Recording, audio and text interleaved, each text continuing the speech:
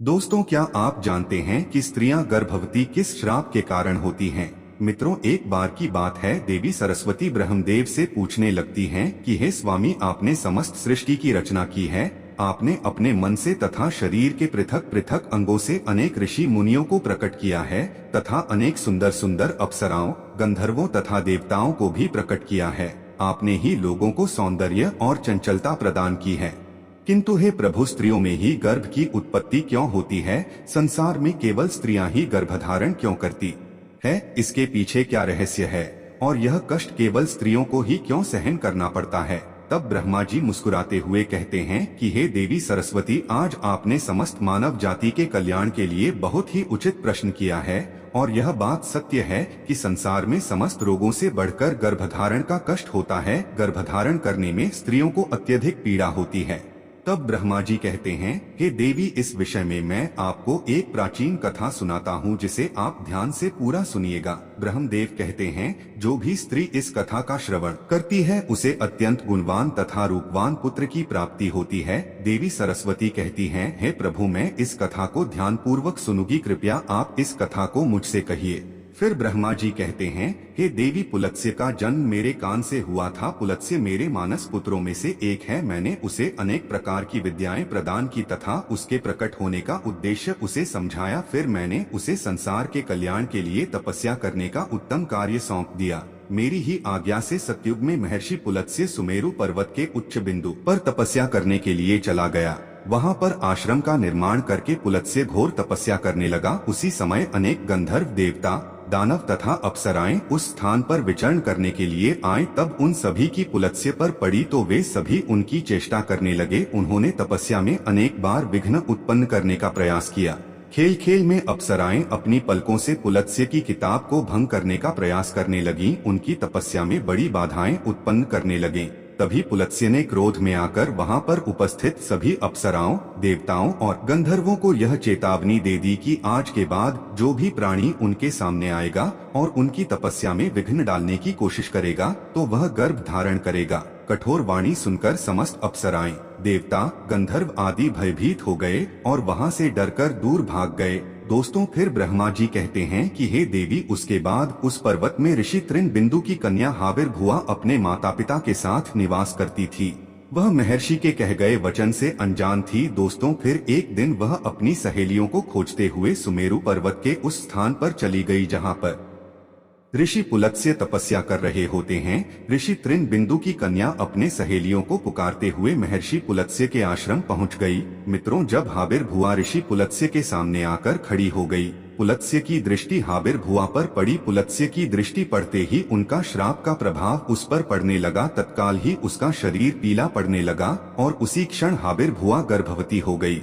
अचानक स्वयं के शरीर में इस प्रकार का विचित्र बदलाव देखकर हाविर्भुआ अत्यंत घबरा गई और उसके तुरंत बाद ही उसकी सखियां उस स्थान पर आ गईं। हाविर्भुआ ने उन्हें उस घटना के बारे में बता दिया। दोस्तों, उसके बाद हाविर्भुआ की सहेलियां उसे लेकर उसके पिता के घर पर चली गईं और वहां जाकर हाविर्भुआ ने अपने पिता को सारा वृत्तांत सुना दिया। दोस्तों, अपनी पुत्री की ऐसी बात सुनकर महर्षि त्रिनबिंदु को बड़ा दुख हुआ और उन्होंने ध्यान लगाकर सब कुछ देखा तो उन्हें पता चला कि महर्षि पुलत्स्य के द्वारा श्राप दिए जाने पर उनकी पुत्री गर्भवती हो गई है। इससे वह अत्यंत दुखी हो गए और तुरंत ही अपनी कन्या को साथ में लेकर सुमेरु पर्वत पर चले गए। वहां पर उन्होंने महर्षि पुलत्स्य को देखकर उन्हें नमस्कार किया और क्षमा याचना करने लगे।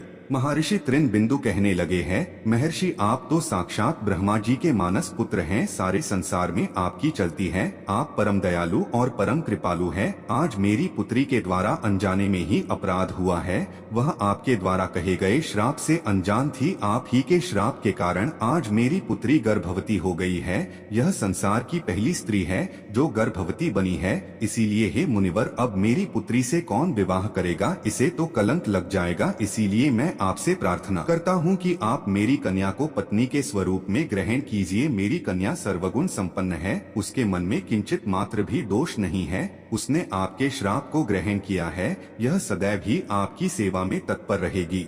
दोस्तों फिर ब्रह्मा जी कहते हैं, हे देवी, इस प्रकार से ऋषि तृण बिंदु ने आदर पूर्वक महर्षि पुलत्स्य से विनती की। महर्षि तृण बिंदु के आदर सत्कार और स्तुति से महामुनि पुलत्स्य अत्यंत प्रसन्न हुए और हाबिर भुआ को दिए गए श्राप से उन्हें बड़ा दुख हुआ। फिर उन्होंने ऋषि तृण बिंदु को आश्वासन देते हुए कहा, हे मुनिवर, मैं आपकी स्तुति से अत्यंत प्रसन्न हूँ। मेरे ही श्राप के कारण तुम्हारी कन्या गर्भवती हुई है, इसीलिए मैं तुम्हारी कन्या को अपनी पत्नी के रूप में स्वीकार करता हूँ, इसलिए तुम अब चिंता मत करो। दोस्तों इस प्रकार से महर्षि पुलत्स्य ने ऋषि तृण बिंदु की कन्या हाबिर भुआ को अपनी पत्नी के रूप में स्वीकार किया। उसके बाद महर्षि तृण बिंदु की कन्या महर्षि पुलत्स्य के साथ उनके आश्रम पर ही रहने लगी और दिन रात सच्चे हृदय से उनकी सेवा करने लगी। महर्षि पुलत्स्य भी देवी हाबिर भुआ की निस्वार्थ सेवा, पतिव्रता, धर्म और भक्ति से अत्यंत प्रसन्न हुए और उनसे कहा, हे देवी, मैं तुम्हारी सेवा और भक्ति से अत्यंत प्रसन्न हूँ, इसलिए मैं तुम्हें मेरे ही समान पुत्र की प्राप्ति होने का वरदान देता हूँ। जिस समय तुम मेरे सामने आई थी उस समय मैं वेदों का पाठ कर रहा था और तुमने वेदों का श्रवण भी किया है, इसलिए तुम्हारा पुत्र चारों वेदों में पारंगत होगा और समस्त संसार को वेदों का ज्ञान प्रदान करेगा। तुम्हारा यह पुत्र सारे संसार में विश्व के नाम से प्रसिद्ध होगा। मित्रों फिर कुछ समय के बाद देवी हाबिर भुआ ने एक अत्यंत गुणवान बालक को जन्म दिया। महर्षि पुलत्स्य के कथन अनुसार उस पुत्र का नाम विश्व रखा गया। वे अपने पिता के समान ही विद्वान और धर्म का पालन करने वाले थे। उनकी ख्याति संपूर्ण विश्व में हुई। उनकी कीर्ति और महानता को देखते हुए महर्षि भारद्वाज ने अपनी पुत्री का विवाह उनके साथ कर दिया। फिर मुनि विश्व की पत्नी के गर्भ से एक पुत्र का जन्म हुआ जिसका नाम वैश्रवण रखा गया। वैश्रवण का ही दूसरा नाम कुबेर है। कुबेर जी ने ब्रह्मा जी को प्रसन्न करने के लिए कठोर तपस्या की। फिर कुबेर की तपस्या से प्रसन्न होकर ब्रह्मदेव ने उन्हें वरदान दिया और उन्हें उत्तर दिशा का स्वामी तथा धन के अध्यक्ष बना दिया। इसके साथ ही मन की गति से चलने वाला पुष्पक विमान कुबेर जी को भेंट में दिया। कुबेर जी धन के स्वामी हैं। गंधमादन पर्वत पर स्थित संपत्ति का चौथा भाग कुबेर जी के ही नियंत्रण में है।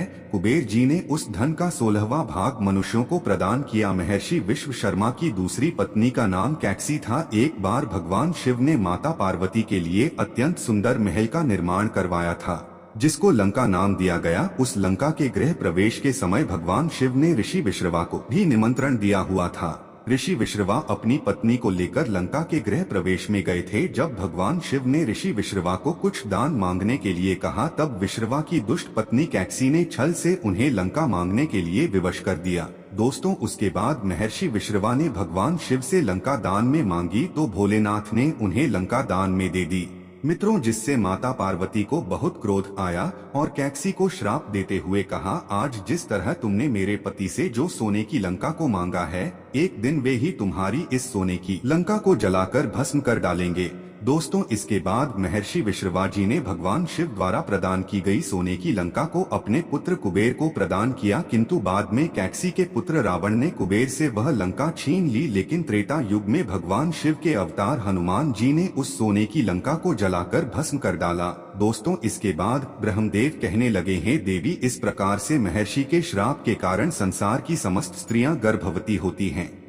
मित्रों ब्रह्मा जी कहते हैं, मैंने संसार की समस्त स्त्रियों को पुरुषों से भी अधिक सहनशील बनाया है। उनमें हर दुख को सहन करने की क्षमता पुरुषों से अधिक है, इसलिए उनकी रचना करने में मुझे सबसे अधिक समय लगा है। हे देवी, गर्भधारण करना यह स्त्रियों के लिए श्राप रूपी वरदान ही है। मैंने स्त्रियों के अंदर ममता और प्रेम का भाव डाल दिया जिससे स्त्रियां अपने बालक का लालन पालन कर सके। संसार में स्त्रियों की तुलना किसी से नहीं की जा सकती। स्त्रियां ही संसार की आधार है, इसीलिए इस संसार की सर्वश्रेष्ठ रचना स्त्री को ही कहा गया है। तो मित्रों इस प्रकार से महर्षि पुलत्स्य के श्राप के कारण ही संसार की स्त्रियां गर्भवती होती है। मित्रों हमारे द्वारा बताई गई यह जानकारी आपको कैसी लगी कमेंट में अवश्य बताएं। मित्रों अगर आपको यह जानकारी अच्छी लगी हो तो वीडियो को लाइक जरूर करें और कमेंट में हर हर महादेव अवश्य लिखें। साथ ही चैनल को सब्सक्राइब करना ना भूलें। धन्यवाद।